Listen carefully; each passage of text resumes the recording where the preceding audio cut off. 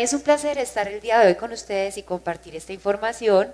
Agradezco a todos los organizadores por haber tenido la deferencia de habernos invitado. Yo hago parte de la Asociación Colombiana de Psico-Neuroinmunoendocrinología y uno de los modelos de estudio para nosotros precisamente es el estrés. Entonces, pues, ese nombre estaba como un poquito extraño, ¿cierto? Uno decía, a ver, ¿cómo que la caja de Pandora? Porque hablar de la caja de Pandora cuando hablamos de estrés y precisamente de estrés laboral. Pues les quiero contar que así cuando Prometeo le dio el fuego a los hombres y Zeus se puso molesto y entonces organizó la caja para Pandora, y Pandora, pues, dada su gran curiosidad, no, pues, evitó el abrir la caja, pues salieron todos los males posibles de la caja, pero quedó una que ella logró atrapar y que es la esperanza. Resulta que para mí es como un símil con respecto a Hans Selye, que él es un médico, él era fisiólogo, y pues cuando él estuvo haciendo sus ensayos con las raticas en 1936, pues él describe precisamente el efecto patógeno de la sobrecarga de estrés sobre sus raticas y describe el síndrome de adaptación general, alarma, resistencia, agotamiento. ¿Qué pasó? Él no era muy hábil para manejar las ratas en laboratorio, entonces cuando él iba a trabajar, pues las iba a inyectar, se le deslizaban por las manos, y esto que hacía que él tuviera que perseguirlas por el laboratorio para poder aplicarles todas las pruebas que iba a hacer, y literal, se enarbolaba con la escoba y todo allá en el laboratorio para poderlas volver a encontrar. Resulta que se dio cuenta, después de varios experimentos y varias cosas que realizó, que él definitivamente estaba ejerciendo una sobrecarga de estrés sobre sus ratas, que no estaba permitiendo que ellas pudieran tener una solución de un evento estresor, que el evento estresor precisamente era él más las agujas. Entonces descubrió en estas raticas cambios biológicos, cambios físicos, cambios en el sistema inmunológico, cambios gastrointestinales, descubrió úlceras pépticas, descubrió cambios en el tejido linfoide, o sea, él realizó varias descripciones alrededor de eso. Entonces, para nosotros, prácticamente, el que abrió la caja de Pandora para el estrés fue Selye. Y además la abrió también para el estrés laboral, para las organizaciones.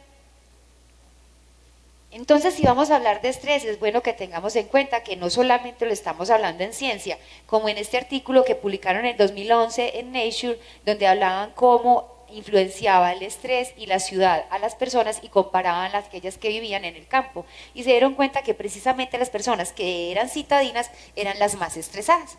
Pero no solamente ellos hablan de estrés, miren, Time, Newsweek, pero no solamente ellos, también hablan otros, porque es que no solamente nos estresamos nosotros, se nos estresan también las mascotas, ellos también se estresan. Entonces también está la literatura alrededor de qué pasa con ellos, qué pasa con nosotros, qué pasa con el electroestrés, qué pasa con la cantidad de estrés que tenemos diariamente con los aparatos electrónicos, con la información que tenemos constantemente a través de las redes sociales, de los medios de comunicación que utilizamos. O sea, estamos muy expuestos y cada vez más expuestos. Nosotros conocemos al doctor Pablo Cólica, él es un investigador argentino, él trabaja en la investigación de estrés y él habla que hay un uso y un abuso cotidiano de la palabra estrés, en las conversaciones habituales, en los medios de comunicación, en la respuesta que muchas veces los profesionales de la salud le dan a los pacientes cuando no pueden explicar los síntomas variados que traen las personas afectadas a sus consultas. Esto produce una cierta banalización del concepto de estrés que debía ser tomado mucho más en serio. Cuando nosotros hablamos con el doctor Cólica, él siempre dice que debemos ser un poco más precisos en la descripción del estrés. Debemos describirlo cualitativa y cuantitativamente. Entonces voy a hacer un repaso, me perdonan porque yo sé que hay muchas personas del área de la salud acá reunidas, me disculparán, pero es para que nos contextualicemos. Nosotros, ¿qué consideramos como estrés? Una respuesta fisiológica normal. Es decir, nosotros necesitamos estar con un poquito de estrés para poder decir que estamos vivos. Si usted a las 4 de la mañana le suena la alarma y usted no se levanta como un resorte, la apaga y dice que ya se va a levantar a trabajar, estamos graves, porque entonces no tiene ni la energía ni los recursos fisiológicos para poder afrontar el día. Entonces es una respuesta normal, es decir, el estrés no se puede erradicar, él hace parte de nosotros y está biológicamente y de manera ontológica. Cuando uno estudia se da cuenta que eso ya está circunscrito en nuestra biología animal como tal.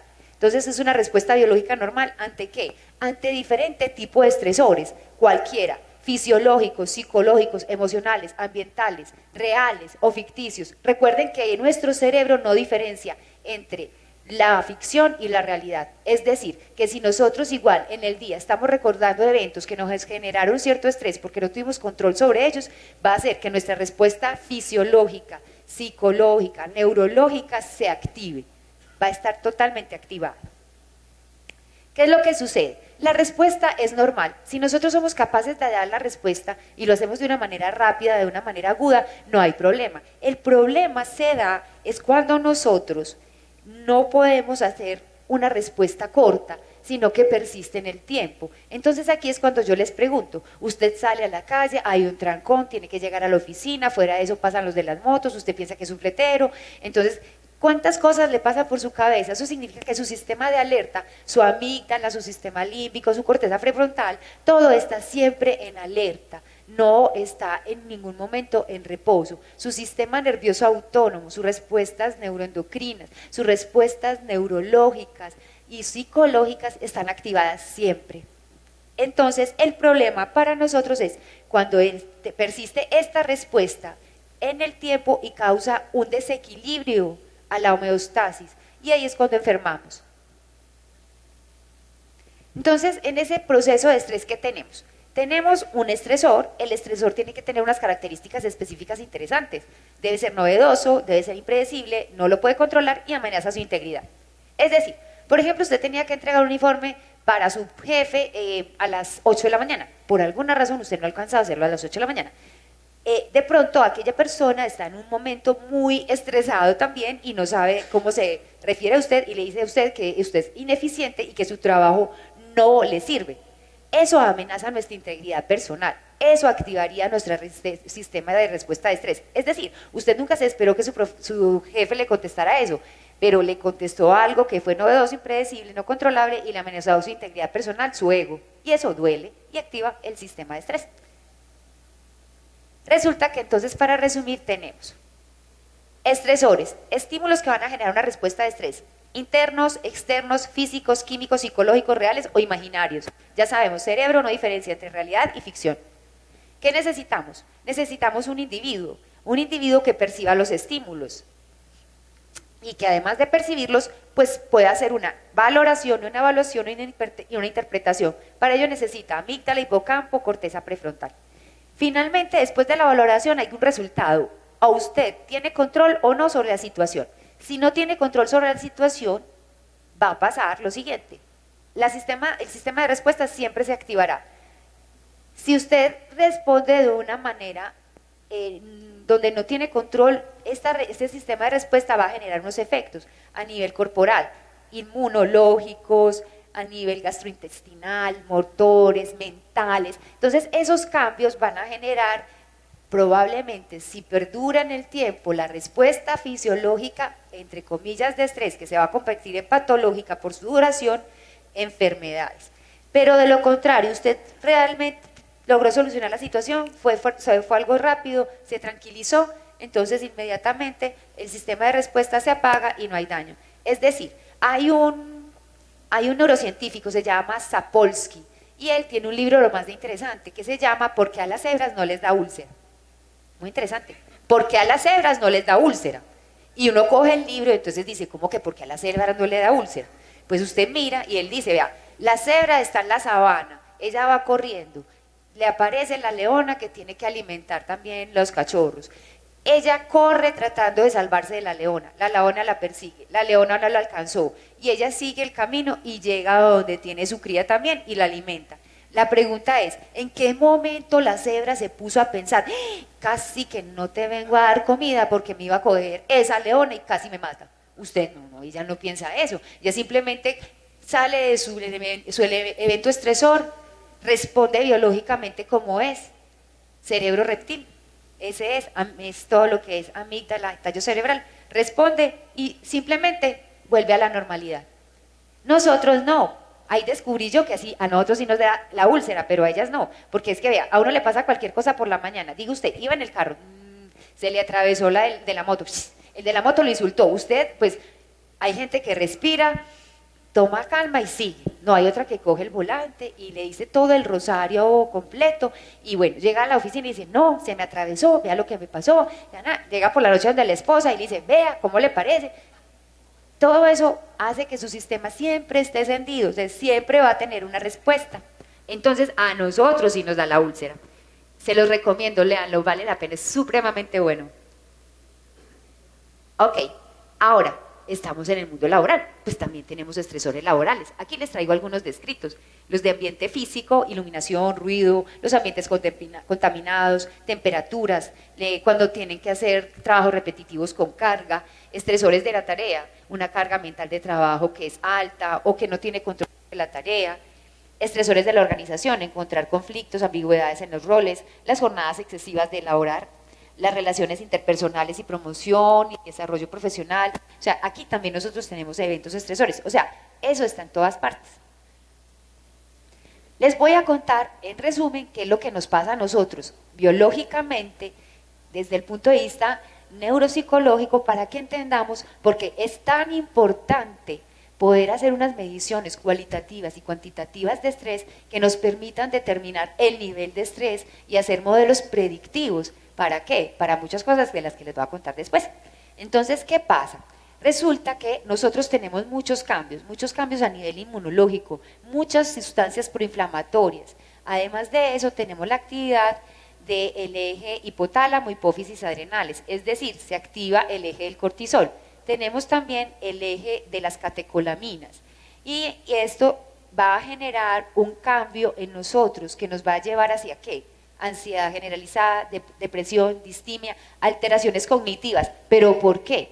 Porque es que se disminuye la disponibilidad del triptófano y se disminuye la serotonina. Es decir, nosotros necesitamos el triptófano que se encuentra en el maíz para poder sacar serotonina, y la serotonina nos ayuda a modular el estado del ánimo. Resulta que cuando estamos estresados, esta vía del triptófano hacia la serotonina se desvía hacia otra vía que da unas sustancias que más bien son de carácter citotóxico y que no nos van a ayudar a modular nuestro estado de ánimo.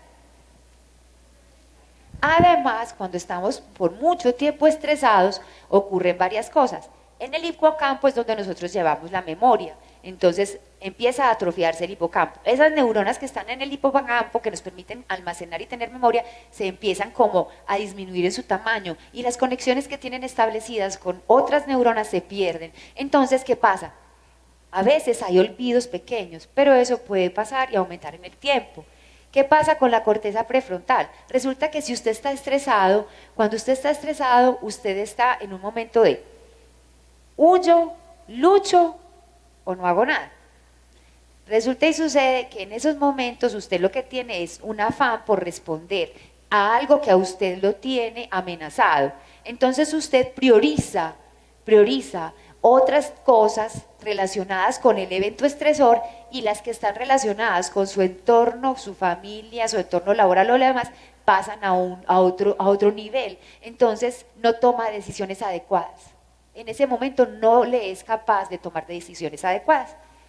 La hipertrofia de la amígdala siempre va a estar activado, siempre estamos en un momento de alerta. Es decir, cuando uno le dice al compañero, hola, ¿cómo amaneciste? ¿Qué tiene de bueno? Pues, ¿para qué me estás preguntando? Pues, en serio, a veces pasa eso. Es una hiperactividad. O sea, la persona ni cuenta se da. Está hiperactiva porque está alerta todo el tiempo esperando que está, pues, sufriendo una amenaza. Entonces, ese es el problema. Tenemos ahí un grado de agresividad. Y si se disminuye la neurogénesis, disminuimos la posibilidad de poder tener nuevos aprendizajes, porque aquí se pierde, pues esto es un comentario entre paréntesis, loro viejo se aprende a hablar. Nosotros tenemos neurogénesis y podemos aprender siempre y generar cosas nuevas a nivel cerebral, vías y rutas nuevas cerebrales. Entonces sí se puede, pero en el estrés, miren, esto disminuye. Y finalmente, ¿qué pasa? Llegamos a la demencia. Lastimosamente llegamos acá, por la citotoxicidad sobre las células del sistema nervioso central. No solamente pasa eso, pasan cambios cardiometabólicos. Entonces, Todo lo que sucede en nuestro cuerpo lo que hace es que nos predispone a estar inflamados. El tejido adiposo genera sustancias que son inflamatorias per se, que hacen que nosotros estemos hipertensos, que hagamos aterosclerosis y que fuera de eso tengamos trombos. Ese es el resumen de esto que están viendo acá. ¿Listo? Además, tenemos respuestas diferentes al estrés agudo y al estrés crónico con respecto a nuestro sistema inmunológico. En el agudo vamos a notar que nuestro sistema inmunológico disminuye su respuesta. Entonces se hace vulnerable ¿a qué? A las infecciones virales, a la gripa. Entonces es el que encuentra uno que cada 15 días tiene una gripa diferente y ese parece que rota la gripa en todas partes, o al que le da la gripa con la diarrea, bueno, en fin. Entonces el sistema inmunológico en el estresor agudo no funciona muy bien porque baja su capacidad de respuesta. Si vamos a un estrés crónico sí tenemos un problema, porque con los cambios bioquímicos y fisiológicos que se dan, se desvía la respuesta inmunológica nuestra ¿hacia qué? Hacia que nos hace vulnerables a enfermedades autoinmunes y a cáncer. Finalmente termina siendo eso. Entonces esa es la otra partecita. Entonces perdemos la capacidad de tener un equilibrio dinámico en nuestro sistema inmunológico. Entonces en el estrés crónico nuestro sistema inmunológico se vuelve como hiperreactivo, ¿sí? Y produce muchas citoquinas proinflamatorias, pero disminuye las antiinflamatorias. Entonces está uno panzoncito e inflamadito, grave.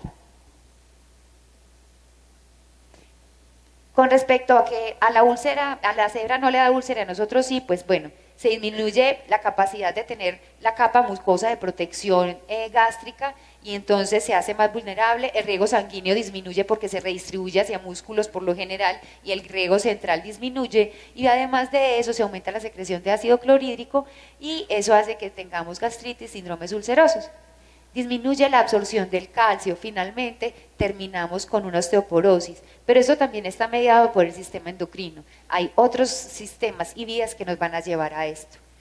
Además, se hace un hipotiroidismo subclínico porque el cortisol hace que nosotros desviemos nuestra función de la glándula tiroides a una menor producción de la hormona. Entonces empezamos con un hipotiroidismo subclínico y a largo plazo desarrollamos ya un hipotiroidismo y necesitamos reemplazo hormonal. Además, se degeneran el colágeno de la piel porque no se sintetiza suficiente colágeno tipo 1, no hay buena reparación, entonces la piel se ve deteriorada y además, creo que no lo tengo acá, pero para comentarles que envejecemos más rápido, porque la telomerasa, que es la que necesitamos pues que funcione a nivel celular, para que nosotros, pues nuestras celulitas puedan dividirse y poder mantenerse más tiempo sin envejecimiento, no funciona. Entonces, más o menos, un año de estrés crónico equivale a 7 años menos, pues, porque envejeces, pues, o 7 años más envejecimiento. Eso lo van a ver con Sapolsky en el libro. Un año de estrés crónico, 7 de envejecimiento. No solamente pasa eso, también hay estos cambios. Afecta pensamientos y sentimientos. Entonces, miren, tenemos acá tristeza, depresión, agresividad, tensión, inquietud, hay olvidos frecuentes, poca creatividad, pero miren, también está lo que les decía, malas decisiones, baja capacidad ética y egoísmo. ¿Por qué? Porque está primando ¿qué? Usted o su linaje. Es decir, si usted tiene un hijo que está muy enfermo, probablemente va a cometer un acto que nadie se explica en su empresa, ¿cierto? Y nosotros tenemos un caso precisamente que sucedió por una situación así.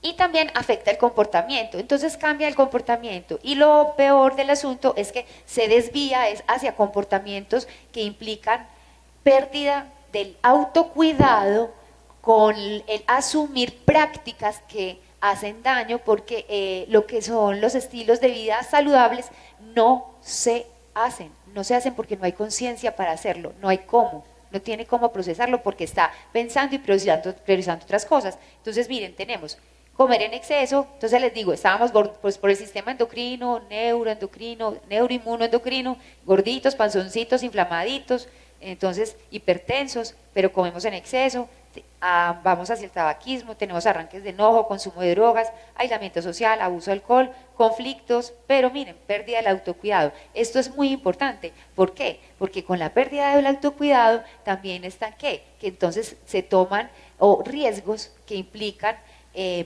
un aumento en la probabilidad ¿de qué? De incidentes, de accidentes e inclusive de muertes. O sea, es algo serio, pero mire, está partiendo de esta parte. Si esto se pierde, de ahí no hay más que hacer. Ahora es traigo esto a colación porque ahora está muy de moda el síndrome del trabajador quemado, el burnout, por lo que el OMS ya la está implementando para la clasificación internacional de enfermedades para el 2022.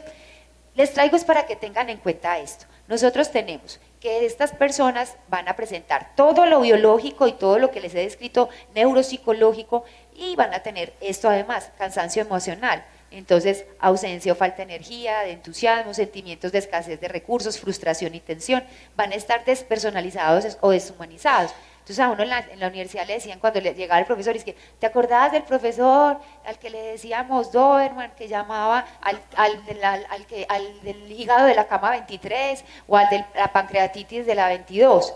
Entonces es como una pérdida de la capacidad de poderse conectar con el otro, ya no hay esa manera de encontrar empatía, se pierde. Entonces hay insensibilidad emocional, hay cinismo, hay crítica exacerbada, siempre hay una conducta defensiva y hay un reducido logro personal en el trabajo. Entonces hay una autoevaluación negativa, hay infelicidad, insatisfacción y entonces hay una declinación en el sentimiento de competencia y de éxito en el trabajo y en la capacidad de interactuar con otras personas. Entonces el aislamiento es mucho mayor. Entonces esto es gravísimo, esto implica mucho sufrimiento y recuerden, otro paréntesis, nosotros el área somatosensorial que tenemos en nuestro cerebro para identificar el dolor físico es la misma área que identifica el sufrimiento humano. Y es un artículo muy interesante, no lo puedo mostrar por el tiempo, pero es verdad. Cuando una mamá le dice a usted que le está doliendo el corazón porque tiene una pena muy grande con un hijo, le duele el corazón. Ay, perdón. Resumen, para que no nos perdamos. Estímulo sensorial, redes neuronales que van a detectar el peligro, señal de alarma, tálamo, amígdala, central de emergencias de nuestro cerebro, el tronco encefálico que empieza a dar la respuesta básica, el corazón aumenta el ritmo cardíaco, la presión sanguínea, respiramos mucho más rapidito, los vasos van a distribuir su riego hacia los músculos y disminuyen la parte de riego central para el tracto gastrointestinal y otros órganos, nuestro sistema inmunológico tiene una alerta, hay una redistribución de las células por si hay una herida o hay algo que suceda en ese momento y las glándulas suprarrenales van a liberar la adrenalina de la médula y el cortisol de la corteza. Entonces, la otra parte es que nuestra corteza cerebral va a valorar la situación. Entonces dice, problema resuelto, no hay problema. Entonces, el peligro se superó, todo vuelve a la normalidad. Resulta que el problema no se resolvió, se movilizaron todas las reservas, toda esa carrera neuroinmunoendocrina y el peligro no se superó, entonces este sistema persiste en el tiempo e incrementa su reactividad. ¿Vamos bien con el resumen? Sí, listo. Ahora bien, ahora el cuento, porque yo estoy aquí. La psiconeuroinmunoendocrinología, como les comenté, tiene como modelo de estudio el estrés. Esta imagen que ustedes la ven un poquito complicada es para mostrarle que todos los sistemas están conectados, porque nosotros tenemos receptores y producción de moléculas, neurotransmisores, hormonas, neuropéptidos, citoquinas, todas las células del cuerpo tienen receptores para eso y también algunas pueden producir. Nuestros linfocitos producen neuropéptidos, producen betaendorfinas, producen la hormona adrenocorticotropina, que es la que va a activar el sistema del eje del cortisol. Nuestros linfocitos lo tienen. Entonces, como todas nuestras células están comunicadas, por eso ustedes ven acá sistema nervioso, endocrino, nervioso autónomo, sistema inmune, porque están conectadas. ¿Qué hace la psiconeuroinmunoendocrinología? Es una disciplina científica que trata de documentar y comprender esos mecanismos de regulación y control que existen en la intercomunicación de esos sistemas que le acabamos de decir. ¿Para qué? ¿Con qué objeto está haciendo esto? Para retomar factores biopsicosociales y la interacción mente-cuerpo-ambiente en los procesos de salud-enfermedad. Para poder entender al ser humano y a otros seres vivos de una mejor manera y poderlo aproximar a un bienestar. Porque recuerde que el bienestar, según las neurociencias contemplativas, hablan de que el bienestar es una capacidad entrenable. Para eso les recomiendo a Richard Davidson. Él tiene una página muy interesante, se llama Healthy Minds, y tiene investigaciones muy buenas, porque son serias, muy buenas, porque es pura neurociencia, pero aplicada a la neurocontemplación. Entonces, ahora sí, hablemos de estrés laboral, entramos en la materia de interés.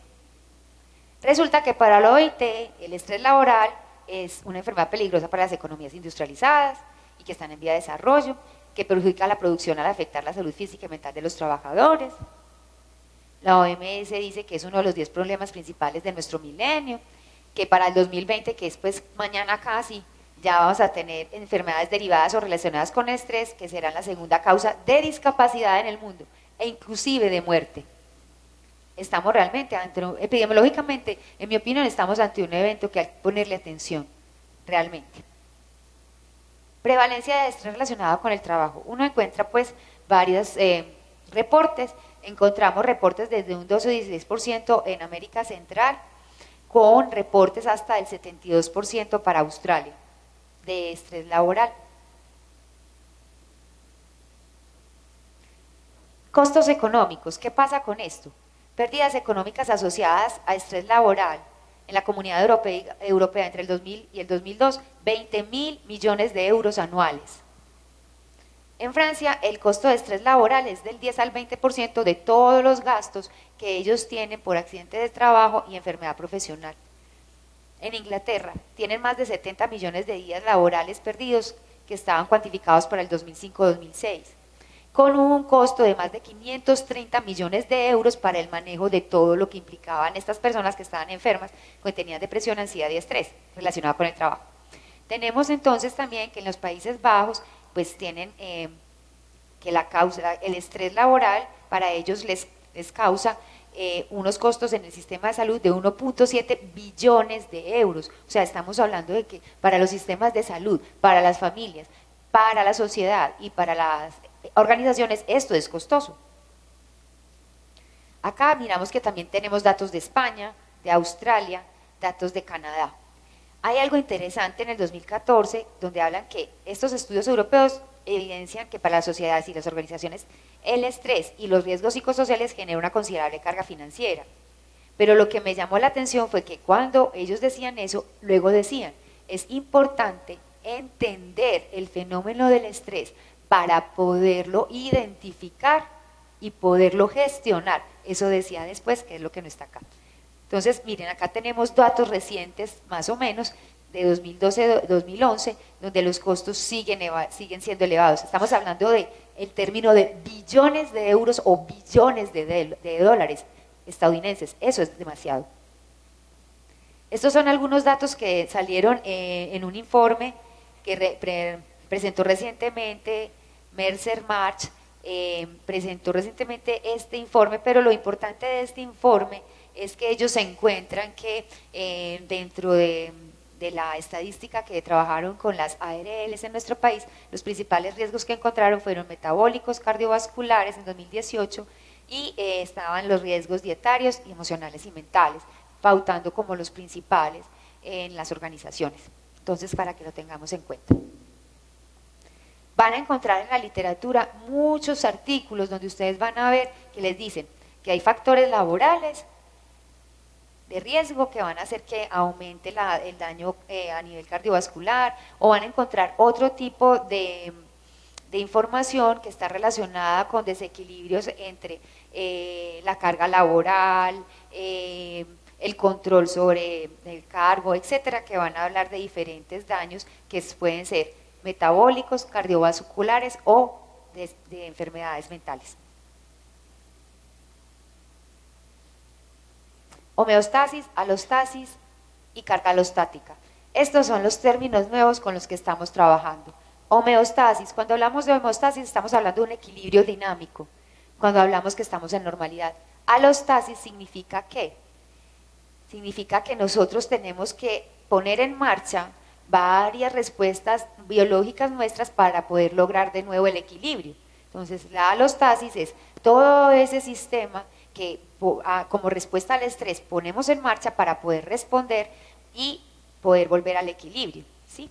Si estos esfuerzos que hacemos para lograr nuestro equilibrio cada vez que estamos expuestos a un evento estresor persisten en el tiempo, entonces nosotros llegamos a lo que es la carga alostática. Cuando hablamos de carga alostática, entonces hay un desgaste fisiológico acumulado y eso nos puede llevar ¿a qué? A una pérdida de la regulación corporal y nos lleva a enfermar. Entonces tenemos que acá en la homeostasis son mecanismos que mantienen constante las condiciones del medio interno o un organismo a pesar de que hay oscilaciones en el medio externo. Entonces, miren que son la presión sanguínea, temperatura corporal, que tienen unos puntos de ajustes muy precisos y los mantenemos normales, pero con el estrés ellos varían demasiado. En la alostasis, entonces hablamos de que es un proceso recurrente de adaptación fisiológica para mantener la estabilidad frente a la demanda externa e interna. Involucra todos los sistemas que hemos visto y la carga alostática es lo que me cuesta a mí adaptarme al evento estresor, o sea, lo que tengo que pagar por estar estresado. Entonces, nosotros vemos que desde una perspectiva biológica, el estrés implica una activación crónica de los sistemas fisiológicos de respuesta y que esto está determinado por un grado variable que depende de ¿qué? De lo que ocurre en el ambiente, número, magnitud, en los eventos a los cuales estamos expuestos, los factores psicológicos, los factores epigenéticos, o sea, ya no es solamente nuestra genética, sino que hay cosas externas a nosotros que pueden hacer modificar la expresión de nuestros genes y no son precisamente cosas de los genes en sí, sino situaciones externas. Entonces ya ante todas estas situaciones, más la evaluación desde el punto de vista de interpretación que hace cada uno de su realidad, entonces es que nosotros estamos hablando de que llegamos a esos términos, alostasis, carga alostática. Entonces, debido a esas diferentes mediciones del estrés, tenemos que esa carga alostática puede estar debida o originada por un estrés repetido, son eventos más frecuentes o más estresantes y eso pues da resultado como que esa falta de adaptación a esa respuesta de estrés porque está prolongada y es inadecuada, pues desarrollemos una carga alostática como respuesta y que ese pues, nos cause finalmente una consecuencia que es que nuestra salud va a desajustarse, ¿sí? Entonces, la idea es que nosotros deberíamos ¿de qué? De tener una respuesta de estrés mucho más rápida, mucho más definida, con el objeto de ¿qué? De mantener el equilibrio, la salud, o sea, eso es lo que deberíamos hacer. Pregunto, ¿cuántos de acá están entrenados para hacer eso? Para poder gestionar su respuesta de estrés.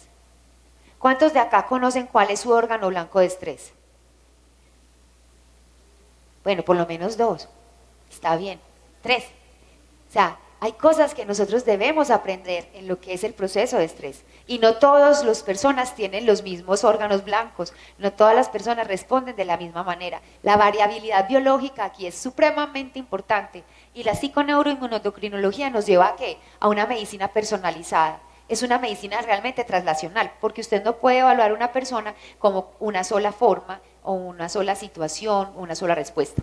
Les voy a hablar rápidamente de algunos artículos interesantes donde están hablando de un índice de carga alostática, es decir, ¿qué podemos medir nosotros biológicamente junto con las mediciones cuantitativas que nos vayan a poder ayudar a montar modelos predictivos para que podamos tomar decisiones que pueden afectar el sistema de vigilancia? Entonces, tenemos que son medidas de sistema nervioso autónomo, medidas sanguíneas que tienen que ver con la glicemia glicosilada, el HDL, todo el perfil lipídico, medidas de citoquinas y otros factores proinflamatorios, fibrinógeno, y otras medidas que son antropométricas, que entonces es la relación de la medición de cadera-muñeca, la presión arterial también.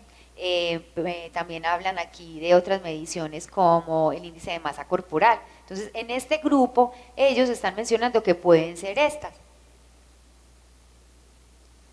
Estas personas también están hablando de que puede ser muy importante utilizar estos índices y ellos hablan de los índices que son de sistema inmune, de sistema metabólico, cardiovascular.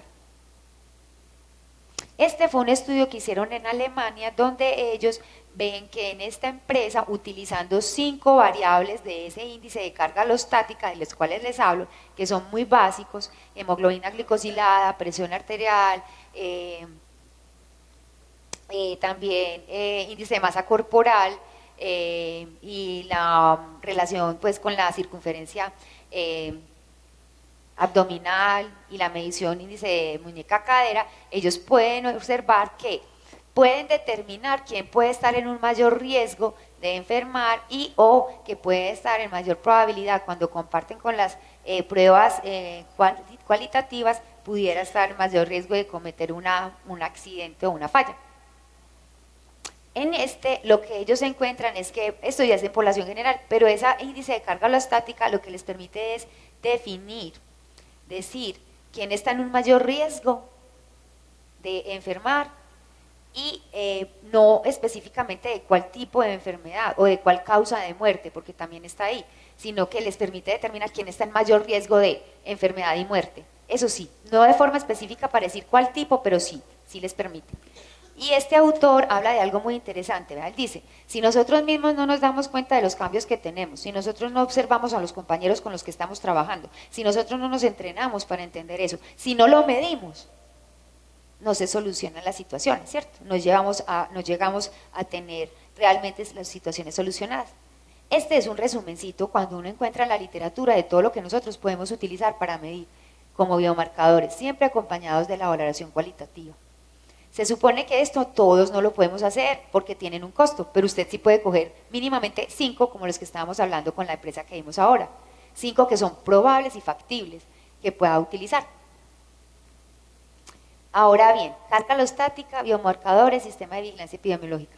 Nosotros tenemos que, si hay un estrés relacionado con la labor, vamos a tener todas estas circunstancias, disminución de la productividad y disminución del costo, pero más que esto es que vamos a tener un ser humano infeliz y en alto riesgo de morir, y estamos hablando que puede ser alguien cabeza de familia. O sea, es una responsabilidad social, y eso lo podemos manejar ¿con qué? Con los biomarcadores que le van a tomar foto al biomarcador, son muchos, con los biomarcadores que les dije, de esos hay formas de que las empresas, de acuerdo al tipo de labor que desempeñan y a las características que tienen, pueden determinar cuáles serían los mejores para poder hacer esto.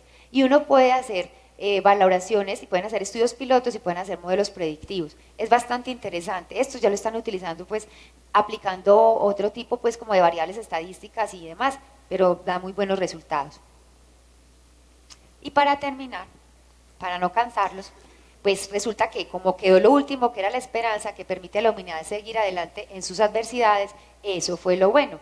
Como Sonia Lupián dice, la esperanza que nosotros tenemos y la obligación científica y social que tenemos es esta. El mejor método de lidiar con el estrés se basa en conocerlo bien desde todas las aristas, cuantitativa y cualitativamente. En eso se basa. Y hay algo que es muy interesante. Yo ayer estuve en una conferencia que me gustó mucho, del doctor Diego Fernando Hurtado. Me encantó, porque tampoco puedo traer eso, que me encantaría traerlo. Un grupo de alemanes en un modelo animal determinó cómo la respiración lenta y profunda activa unas neuronas a nivel cerebral que hacen que usted cambie todo su sistema de estar alerta y baja completamente. Entonces baja la presión arterial, baja la frecuencia cardíaca, baja todo, pero lo más importante, usted se da cuenta de que es usted y está ahí. O sea, tiene la conciencia del estar, está presente. Entonces, por eso acá yo les coloco respirar, porque cuando leí el artículo y lo vi, yo dije, qué interesante. Ahora científicamente le están dando sentido a lo que hablaban los orientales. Sí, nadie les ponía atención. O sea, el que medita, el que ora, el que dedica tiempo a poderse autogestionar y entrenar, eso es lo que nosotros necesitamos. Yo sueño con que nosotros podamos tener escuelas y colegios donde a nuestros niños se les entrene en ¿qué? Gestión de emociones, entrenar el ego y doblegarlo, porque eso hay que hacerlo desde chiquito, porque si no cuando está grande le da muy duro. Y autogestionar su propia respuesta a estrés. Eso disminuye ¿qué? Violencia. O sea, hay artículos que demuestran cómo la hostilidad en la adolescencia predice cambios cardiovasculares severos. O sea, hay cosas muy bonitas en ciencia ahora que están demostrando muchas cosas que nosotros antes no podíamos explicar. Pero sí es una obligación y todos nosotros debemos hacerlo. También nos debemos entrenar si queremos tener una mejor calidad de vida. No sé si alguien tenga alguna pregunta y me da tiempo. Perfecto. Ya, ha sido un placer. Espero les haya servido la información y que entonces entremos en otra era de medición del estrés.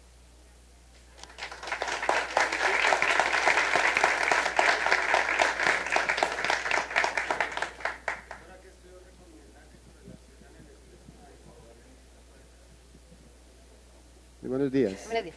Doctora, ¿qué estudios recomienda que correlacionen el estrés con la demencia? Hay varios estudios interesantes, hay unos grupos alemanes, pues en este momento no le tengo como todos, yo tengo los artículos, pero hay unos grupos alemanes y hay otros grupos canadienses que están trabajando en eso. Y en Argentina hay un grupo, que es el doctor Pablo Cólica, donde él tiene casos, por ejemplo, tiene casos en personas que están en call centers, eso lo tiene publicado en sus libros, tiene sus estudios publicados en sus libros, jóvenes de call center o personas que son docentes. Entonces también es muy interesante porque él muestra allí cómo puede, sobre todo hay un caso en los docentes, de correlacionar con depresión y demencia también al final, demencia frontotemporal temprana. Entonces hay varios estudios, si de pronto usted, ahorita le doy mi correo y me los pide, yo con mucho gusto se los mando. ¿Alguien más? Bueno, yo espero que les haya sido útil y que miremos de otra manera y que nos entrenemos. Autogestionar la respuesta de estrés. Cada persona tiene una respuesta de estrés diferente, no es igual. Todos respondemos de manera diferente. Y es supremamente importante poder saber yo cómo respondo, porque si yo no me conozco, ¿cómo puedo gestionar y manejarlo? ¿Cómo tengo límites? Es muy importante, sistema de vigilancia epidemiológica, los accidentes, los incidentes, las personas que ya no están con el autocuidado, porque no están ahí, porque están en ¿dónde? En el procesamiento de algo que no han podido solucionar, que es un estresor. Entonces, el alto riesgo de que se puede presentar. En cambio, con esto usted puede ir haciendo, ¿qué? Un modelo predictivo. Pero esto es transdisciplinario, esto no lo hace uno solo. Ya vas a terminar. Necesita trabajar ¿con quién? Con todas las personas de las áreas de las ciencias, todos caben aquí, desde la antropología hasta la sociología y pasamos por todos. Los estadísticos, los epidemiólogos, todos son absolutamente necesarios para poder hacer un buen trabajo. Entonces, también hay que aprender a trabajar en equipo. Entonces, pues, ha sido un placer y espero que les sirva. Bueno, chao.